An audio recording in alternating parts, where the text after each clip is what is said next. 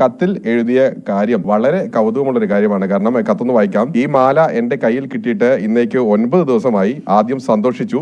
കയ്യിലെടുക്കും തോറും എന്തോ ഒരു നെഗറ്റീവ് ഫീലിങ്സ്, ഒരു വിറയൽ. പിന്നെ കുറെ ആലോചിച്ചു എന്ത് ചെയ്യണം. വാട്സാപ്പ് മെസ്സേജ് കണ്ടു, കെട്ടുതാലിയാണ്. പിന്നെ തീരുമാനിച്ചു വേണ്ട, ആരാന്റെ മുതൽ വേണ്ടെന്ന്. അങ്ങനെ അഡ്രസ് കണ്ടുപിടിച്ചു. എന്നെ പരിചയപ്പെടുത്തുന്നതിൽ താല്പര്യമില്ല. ഇത്രയും ദിവസം കയ്യിൽ വെച്ചതിന് മാപ്പ്, വേദനിപ്പിച്ചതിനും മാപ്പ്. കുണ്ടൻകുഴി എന്നും അതിനകത്ത് എഴുതിയിട്ടുണ്ട്. അതായത് കുണ്ടൻകുഴി എന്ന് പറയുന്നത് അടുത്തുള്ളൊരു സ്ഥലമാണ്. ഒരു കുറ്റബോധം ധ്വനിപ്പിക്കുന്ന ഒരു കത്താണ്. അങ്ങനെ ആ കത്ത് എഴുതിയിട്ടാണ് ഇവിടെ വെച്ചത്. എന്തായാലും എനിക്കൊപ്പം ഗീതയും ഭർത്താവും ഒക്കെ ചേരുന്നുണ്ട്. വളരെ സങ്കടമായിരുന്നു അല്ലേ?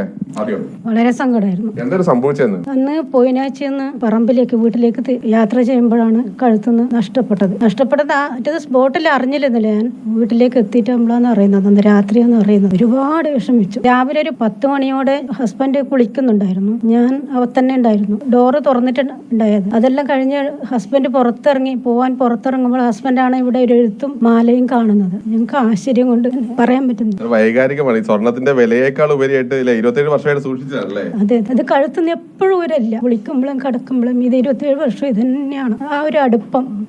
2-3 ദിവസം ഞാൻ ഉറങ്ങിയിട്ടേ ഇല്ല. ഒരു ഉറക്കുകുളിയെല്ലാം തിന്നിട്ടാണ് ഞാൻ ഉറങ്ങിയത് 2-3 ദിവസം. ഈ ആ കൊണ്ടുവച്ച അജ്ഞാതനോട് എന്താ പറയാ? കണ്ടിരുന്ന് കാണാൻ ആഗ്രഹമുണ്ട്. പക്ഷെ കണ്ടിരുന്ന എന്തെങ്കിലും എന്നാൽ കഴിയുന്നത് ഒരു സന്തോഷത്തിന് ഞാൻ കൊടുക്കുമായിരുന്നു. കാണാതെ പോയി. ബസ് തന്നെയാണോ നഷ്ടപ്പെട്ടത്? ബസ് തന്നെ ആയിരിക്കാം. എന്ന് പറഞ്ഞാൽ തൊട്ട് മുമ്പ് ഞാനൊരു ഷോപ്പിൽ കയറിയിരുന്നു സാധനം വാങ്ങാൻ.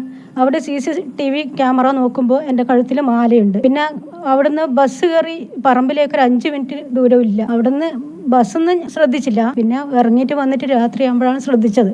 അപ്പോൾ ബസ്സിൽ പോകാനേ തരുള്ളൂ. പിന്നെ മാക്സിമം ഷെയറാക്കി. ഞാൻ ഷെയറാക്കിയവരോടെല്ലാം അവരും ഷെയറാക്കി. അങ്ങനെ എല്ലാവരുടെയും അറിഞ്ഞു. അങ്ങനെയാണ് ഇത് കിട്ടാൻ. അവരോടെല്ലാം ഒരുപാട് നന്ദിയുണ്ട്. അത്ഭുതം തന്നെയാണ്.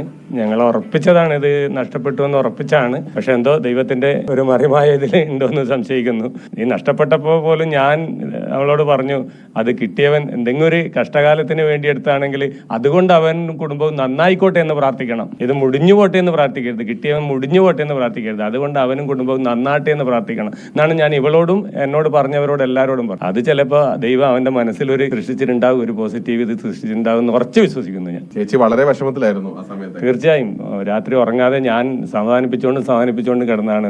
ഉറങ്ങുന്ന തട്ടി തലോടി കുട്ടികളെ ഉറക്കും പോലെ ഉറക്കിയതാണ് 2-3 ദിവസം. 4.5 പവന്റെ സ്വർണം എന്നുകൊണ്ട് ഭയങ്കര വിലയുണ്ട് ഇപ്പം. പക്ഷെ ഈ പറഞ്ഞ പോലെ നിങ്ങളുടെ താലിമാല ചാർത്തിയതാണല്ലേ? ഞാൻ കല്യാണം കഴിക്കുമ്പോൾ എൻ്റെ അച്ഛൻ ഉണ്ടായിരുന്നില്ല. എൻ്റെ മൂത്ത ജ്യേഷ്ഠൻ എനിക്ക് തന്നതാണ്. അപ്പോൾ ജ്യേഷ്ഠൻ 1 വർഷം മുമ്പ് മരിച്ചു.